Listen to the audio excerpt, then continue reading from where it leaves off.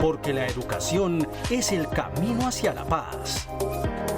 Nosotros vamos donde están las historias, buscando la verdad de maestros que hacen grande Colombia. Y todos sus protagonistas tienen su espacio en Encuentro. A todos los maestros del país, muy buenos días. Sean bienvenidos a una nueva emisión del programa institucional de FECODE. Soy Raquel López y a continuación los titulares de nuestro encuentro de hoy. A causa del COVID-19, aumenta la brecha educativa entre la educación urbana y rural en el país. Mínimo vital y renta básica en tiempos de coronavirus, propuesta de las centrales obreras y la Escuela Nacional Sindical. La realidad de los estudiantes de la educación pública durante los 51 días de clases en casa ha demostrado que la virtualidad como método para continuar sus procesos académicos es una herramienta inalcanzable, escenario que se suma a la falta de inversión del gobierno nacional al sector para garantizar una educación digna y de calidad en épocas de coronavirus.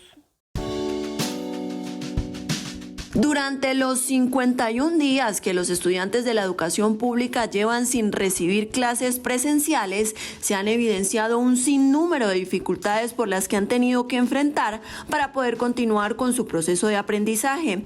Una de ellas tiene que ver con la imposibilidad de acceder a Internet. Este escenario, producto no solo de la falta de inversión que antes y ahora ha tenido la educación, sino de la ausencia de una política estatal que realmente permita llegar con conectividad a todas las regiones del país. Agudiza aún más la crisis de miles de estudiantes a lo largo y ancho del territorio nacional. En lo personal he evidenciado un gran esfuerzo por parte de los educadores para continuar con el proceso educativo, pero claro, esto también ha dejado en evidencia la situación política, social, económica que atraviesa Colombia y que ha atravesado Colombia a lo largo de su historia. Un ejemplo muy claro son de los bonos alimenticios, que no han llegado ni a la mitad de los jóvenes que deberían llegar. Otro ejemplo muy claro es la falta de inversión en tablets, computadores y redes independientes. Aunque el Estado definió mediante el decreto 464 de 2020 declarar a las TIC y las comunicaciones en general como servicios públicos esenciales con el fin de que todos los colombianos tengan acceso a estas, lo único cierto es que hasta hoy solo el 38% de la población cuenta con este servicio, lo que pone al descubierto las graves falencias de conectividad que hay en el territorio nacional y que en el sector educativo solo continúa ampliando la brecha entre la educación urbana y rural. Necesitamos trabajar por un país donde haya una identidad colectiva y donde estas crisis que se están revelando a raíz de la pandemia, que son históricas, que son estructurales, que son culpa de las decisiones que se han tomado por parte de los gobernantes año tras año, tenga una solución definitiva y contundente. Realmente el trabajo se incrementó en un gran porcentaje, tuvimos que hacer mayor inversión porque habían muchos docentes que no contaban con los elementos electrónicos adecuados. Otros hemos tenido que recurrir a medios de comunicación como las llamadas a celular para poder tener contacto con los niños o con sus padres, grupos de WhatsApp, de Facebook. En tiempos de cuarentena es importante resaltar la labor de cientos de docentes que pese a las dificultades han logrado que los alumnos continúen con sus procesos educativos. En este sentido, tanto maestros como estudiantes le hacen un llamado al gobierno nacional para que no abandone al sector e invierta de una vez por todas en infraestructura, tecnología, formación e investigación. Y precisamente en este contexto de lucha por una educación digna y de calidad, el próximo 8 y 9 de junio se conmemora el Día del Estudiante Caído, una fecha que recuerda a los estudiantes asesinados y desaparecidos en la historia del movimiento estudiantil.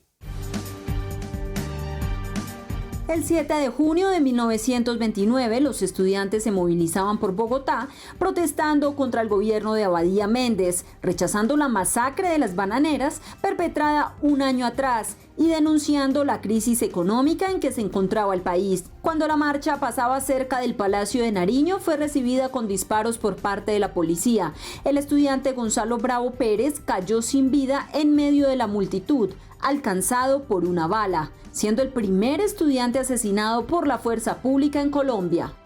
Significa este hecho que para este país, de manera prolongada, de largo plazo, la protesta estudiantil ha significado subversión, ha significado anarquía. Así que es el momento justamente de olvidar ese calificativo tan espantoso y reconocer la diversidad de opinión política, la diversidad cultural, la diversidad intelectual, de género, etcétera, que significa el estudiantado colombiano. En homenaje a la memoria de Bravo Pérez, cada 8 de junio se siguieron propiciando conmemoraciones en las universidades colombianas y en 1954, mientras los estudiantes regresaban al campus de la Universidad Nacional, la policía ordenó el despeje de la manifestación, pero los estudiantes se rehusaron, lo que ocasionó enfrentamientos que terminaron con el asesinato de Uriel Gutiérrez, estudiante de filosofía y medicina. Un hecho que aún después de varias décadas se continúa repitiendo en el país. La lucha del movimiento estudiantil por la educación pública en Colombia se enmarca dentro de la lucha social que se ha dado por la democratización y por la justicia social en el país. Creo que es importante mencionar que el movimiento estudiantil ha dado una lucha muy ardua en los últimos años, dado que desde el 92, a partir de la Ley 30 en Colombia, se está llevando a cabo una privatización de la educación pública de manera progresiva hasta el día de hoy, y pues eso ha llevado a que el movimiento estudiantil tenga que volcarse a las calles a exigir su derecho, nuestro derecho por una educación pública gratuita de calidad. Esto de la mano con otras luchas que hemos abanderado como movimiento estudiantil.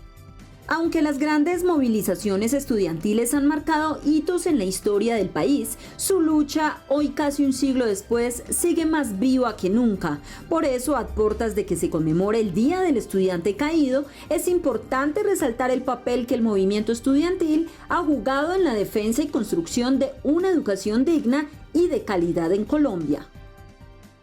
Y como es habitual, los integrantes del Comité Ejecutivo tienen un espacio en encuentro, así que es momento para que el secretario de Prensa y Comunicaciones de FECODE, el profesor Fabio Manuel Herrera, le envíe un mensaje de reconocimiento a la lucha del movimiento estudiantil en el marco de la conmemoración del Día del Estudiante Caído. Para muchos ciudadanos del común, los derechos que hoy disfrutamos pareciera ser que siempre han estado allí o que han sido fruto de la concesión de gobiernos. Pues no. Los grandes cambios en el mundo han estado precedidos de grandes luchas sociales que han posibilitado grandes transformaciones. El movimiento en la Primavera de Praga, la lucha en México, las movilizaciones en Berlín en contra de la guerra, son precedentes que han permitido construir nuevos modelos de sociedades. En Colombia, para 1929, recién terminada la masacre de las bananeras, se generaron movimientos estudiantiles que marcaron la historia de Colombia en lo que tiene que ver con la lucha social, exigiendo libertad de cátedra, libertad de investigación científica, autonomía universitaria, en contra del militarismo y la dictadura, principios de la lucha democrática del movimiento estudiantil que aún siguen vigentes. Gonzalo Bravo Pérez, Uriel Gutiérrez, son nombres referentes necesarios a lo que el movimiento estudiantil representa. Los estudiantes y los maestros han dado luchas ejemplarizantes en nuestro país en defensa de la educación pública, en defensa de la libertad de cátedra, en exigencia de presupuesto para educación. Hoy nosotros no celebramos, hoy conmemoramos la memoria de quienes por la educación su vida han entregado. En medio de la pandemia en que nos encontramos, el gobierno está planteando el retorno a las actividades como si nada sucediera. Es momento que los estudiantes, es momento que los maestros, que los padres de familia defendamos la educación pública y defendamos la escuela como centro para la formación y la vida. Por la vida, la paz, la democracia, la educación pública, la dignificación de la profesión docente, la Escuela Territorio de Paz y el cumplimiento de los acuerdos firmados con FECODE. Por la defensa de nuestros derechos y de los colombianos, los maestros seguiremos movilizándonos. Unidos vamos con FECODE. Hoy en Encuentro los invitamos a leer y descargar de la web de la Federación la edición número 135 de la revista Educación y Cultura, la cual enmarca su contenido en el tema de la financiación de la educación pública. Así que los invitamos a que no se pierdan lo que el Centro de Estudios e Investigaciones Docentes CEIC trae en este número. La nueva edición de la revista Educación y Cultura, que ya está en circulación y se encuentra en esta ocasión disponible en la página web de FECODE, trae para el magisterio colombiano como tema central la financiación de la educación, tensiones y perspectivas, un análisis minucioso a la importancia de intervenir en el sector educativo, más ahora cuando en época de pandemia se ha evidenciado la necesidad de aumentar y destinar más recursos para la salud y la educación. La revista número 135 de la Federación Colombiana de Trabajadores de la Educación y su Centro de Estudios e Investigaciones Docentes tiene una reseña sobre los centros de estudios e investigaciones docentes del Casanare, Boyacá, Córdoba, Cundinamarca, para mostrar de que las regiones siguen produciendo y trabajándole al movimiento pedagógico. Además, resalta la constante labor del movimiento pedagógico, demostrando que sigue vivo, haciendo frente a las dinámicas actuales, trabajando en su propósito de consolidar a la Escuela Territorio de Paz y apostándole a la construcción de saberes de los maestros desde las aulas. Asimismo, está enfocada en una serie de documentos y artículos de los maestros colombianos que son de Antioquia, de Bogotá, de La Guajira, donde realmente se da a conocer la producción teórica de los maestros y su esencia, su núcleo central está sobre el sistema general de participaciones, donde se demuestra una vez más que la negociación de FECODE en el año 2019 sigue vigente. Por eso, FECODE invita al magisterio colombiano a que descargue, lea y comparta la más reciente edición de la revista Educación y Cultura para difundir la inagotable gestión que aún en tiempos de pandemia el movimiento pedagógico continúa realizando en favor de la educación pública y los derechos del magisterio. Pese a que el presidente Duque continuamente ha manifestado que se ha brindado todas las garantías para el sector de la salud, la realidad es que a la fecha el panorama es otro, porque los recursos, los elementos de bioseguridad y los equipos médicos, no solo para los hospitales, sino para los profesionales de la salud, aún no han llegado. Al igual que en la educación, en el sector salud, también son varias las problemáticas que ha destapado el COVID-19. Allí, además de que el personal de salud todavía no cuenta con garantías laborales, a la fecha el gobierno tampoco ha invertido en la red hospitalaria para mejorar la infraestructura, así como garantizar los equipos y elementos médicos necesarios, lo que conlleva a crear falsas expectativas para hacer frente a la pandemia, y eso que aún no se ha llegado al pico de la misma. La realidad actual del sector salud es que pasamos de ser unos héroes a ser víctimas. ¿Víctimas de qué? Víctimas del acoso y la persecución laboral. Nos están quitando nuestros derechos, cambiando las condiciones de trabajo, aludiendo que es por la situación financiera por la que están pasando nuestras instituciones y por lo que está dejando la emergencia sanitaria por el COVID-19. Sabiendo que el virus del sector salud siempre ha estado ahí, que es la corrupción.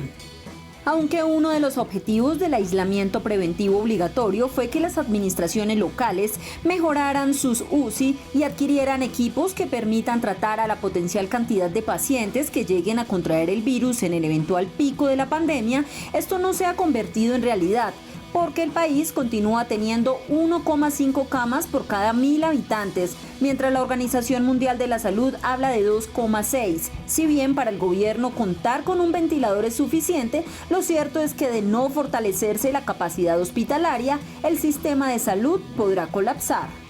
Si esta la de UCI en Colombia siempre ha estado por debajo del 50% de lo que recomienda la Organización Mundial de la Salud.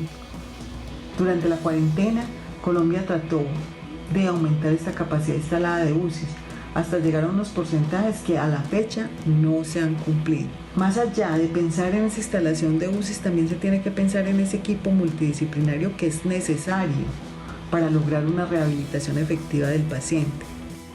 Es de resaltar que aunque varias ciudades han aunado esfuerzos para que la atención de casos de COVID-19 en los hospitales no se salga de control, solo Cali ha duplicado las camas de UCI, un escenario poco alentador para el sector que está en la primera línea de batalla contra el virus. Por ello, profesionales de la salud y diferentes organizaciones sociales continúan exigiéndole al gobierno nacional garantías y ayudas reales para este sector, porque a la fecha, y pese a las medidas decretadas, estas no se han materializado. Otra pausa en el encuentro, esta vez para que la secretaria de Género, Inclusión e Igualdad de FECODE, la profesora María Eugenia Londoño, socialice temas de interés para los docentes del territorio nacional.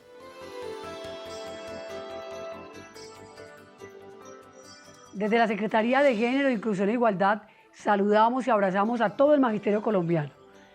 Esta vez queremos saludar con beneplácito el desarrollo de nuestro foro internacional con la presencia de la Internacional de la Educación, con la presencia de la Federación Mundial de Mujeres y con la presencia de la FIDU Previsora. Ahí tenemos que expresar que las conclusiones ya nos muestran la ruta a seguir. Y la ruta a seguir señala que hoy el capitalismo, responsable de esta crisis, nos plantea y nos propone un nuevo orden mundial. Y en ese nuevo orden mundial tenemos que fortalecer la lucha de género en el contexto de la lucha de clases. En ese nuevo orden mundial tenemos que movilizarnos.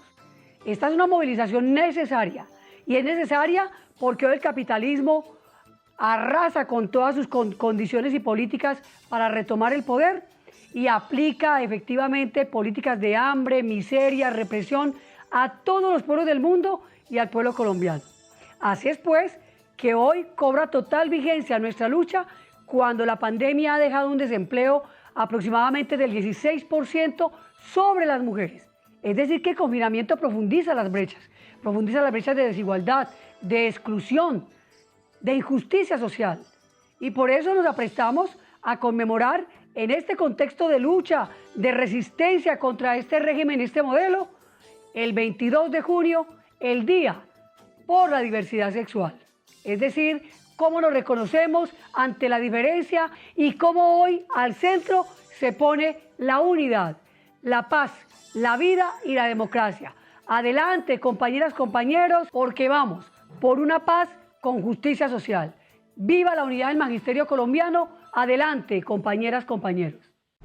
Por la vida, la paz, la democracia, la educación pública, la dignificación de la profesión docente, la Escuela Territorio de Paz y el cumplimiento de los acuerdos firmados con FECODE. Por la defensa de nuestros derechos y de los colombianos, los maestros seguiremos movilizándonos. Unidos vamos con FECODE. Debido a las dificultades económicas que ha traído la pandemia del COVID-19, las centrales obreras y la Escuela Nacional Sindical han planteado la necesidad de establecer en el país la llamada Renta Básica Universal, iniciativa que apoya FECODE y con la cual se busca beneficiar a más de 30 millones de colombianos.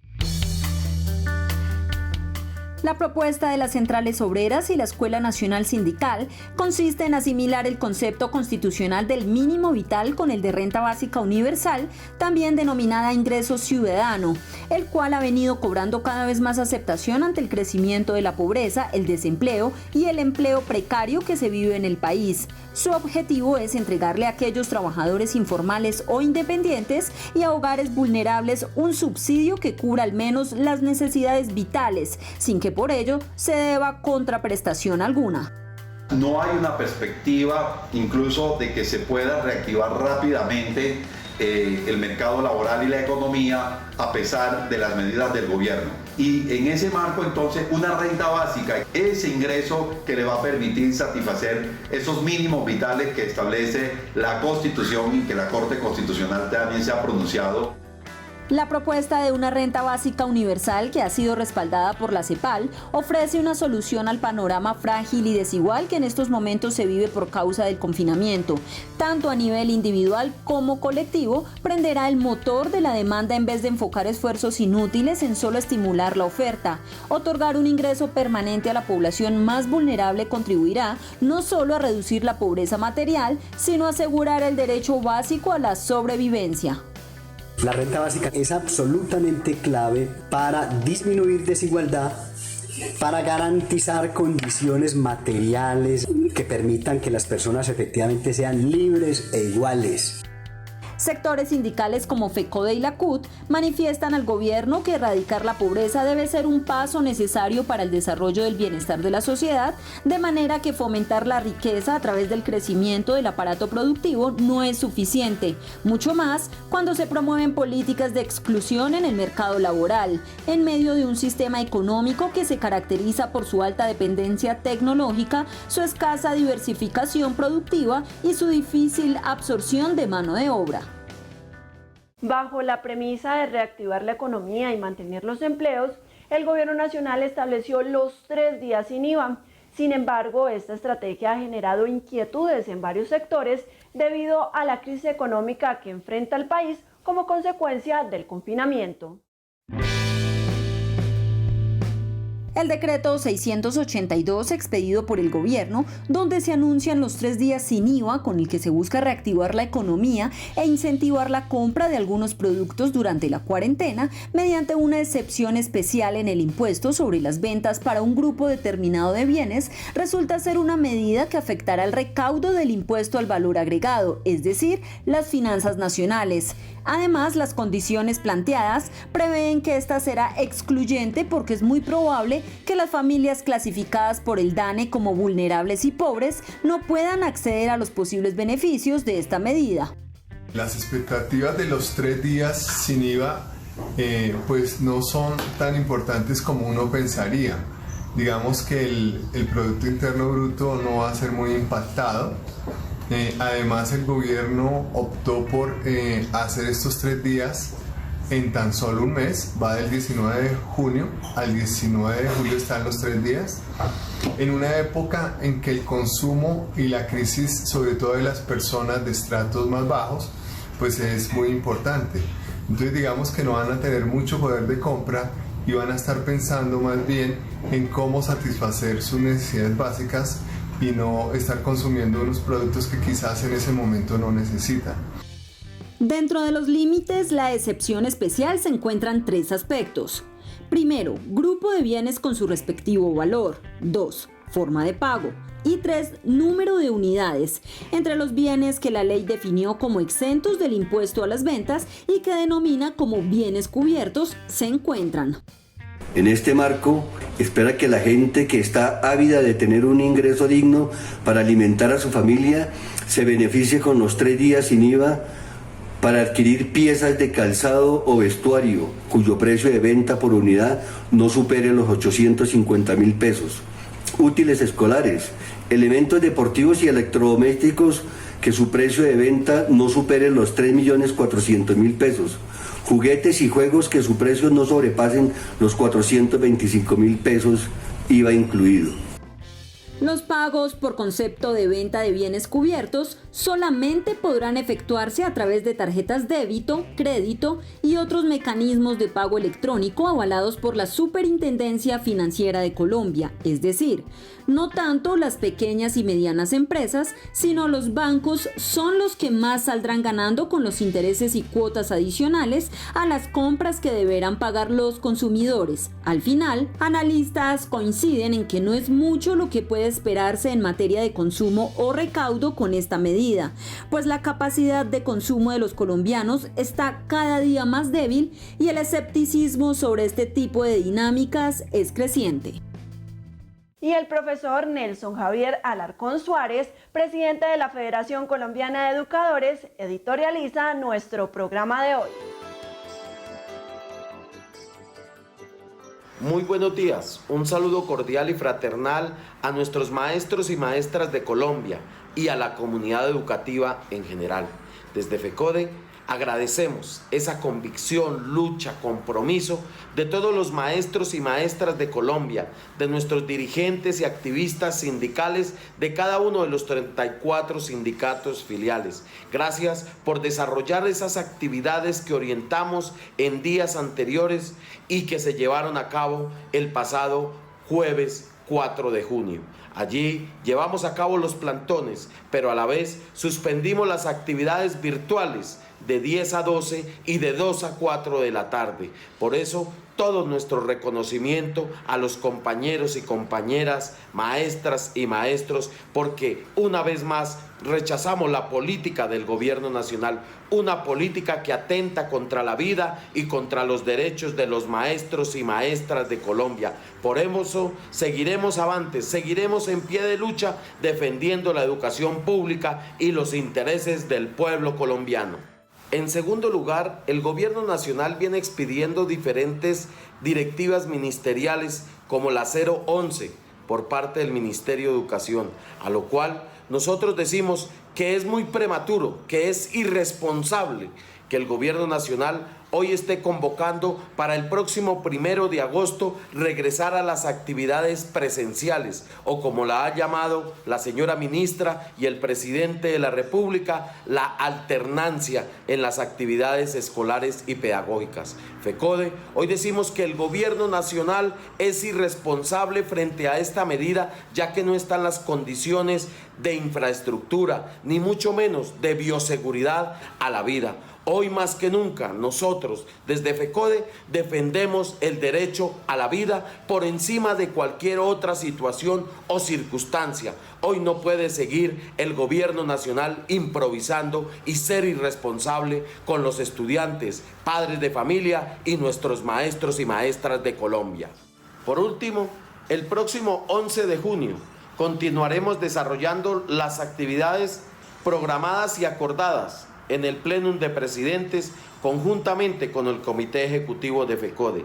Nuestros plantones con los dirigentes sindicales frente a las alcaldías y gobernaciones y nuestros maestros desde las casas, suspender las actividades de entre las 10 y 12 del mediodía y en las horas de la tarde de 2 a 4 de la tarde. Hoy más que nunca seguiremos exigiendo la implementación de cada uno de los acuerdos, renta básica para la clase más vulnerable de nuestro país, reforma constitucional al sistema general de participaciones y no al retorno a las actividades escolares presenciales, porque hoy no existen las condiciones de infraestructura, ni las medidas, ni protocolos de bioseguridad. Seguiremos defendiendo la vida, la paz, la democracia y por supuesto seguiremos defendiendo la educación pública y los derechos del magisterio colombiano.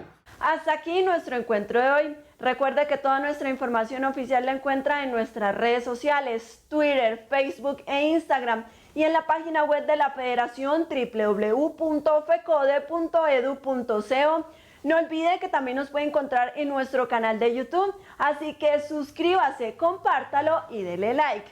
Antes de irnos, la invitación es a seguir cumpliendo con todas las recomendaciones para prevenir la propagación del coronavirus. Gracias por su sintonía. Nos vemos el próximo sábado a las 7 de la mañana por Teleantioquia.